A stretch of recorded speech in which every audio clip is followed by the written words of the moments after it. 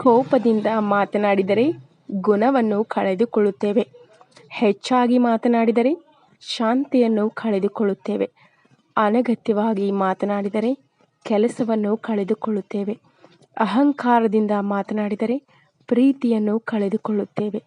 ಸುಳ್ಳು ಸುಳ್ಳು ಮಾತನಾಡಿದರೆ ಹೆಸರು ಕಳೆದುಕೊಳ್ಳುತ್ತೇವೆ. ವೇಗವಾಗಿ ಮಾತನಾಡಿದರೆ ಅರ್ಥವನ್ನು ಕಳೆದುಕೊಳ್ಳುತ್ತೇವೆ. ಪ್ರೀತಿಯಿಂದ ಮಾತನಾಡಿದರೆ ಎಲ್ಲವನ್ನು ಗಳಿಸಿಕೊಳ್ಳುತ್ತೇವೆ. Please subscribe to my channel. Thanks for watching the video, guys. Also hit the bell icon and also share these videos with your friends too. Anyways, thank you again for watching, guys. Love you guys and take care. Have a great day.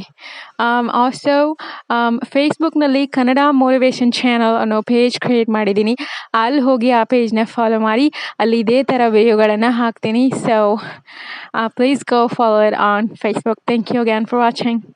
Bye.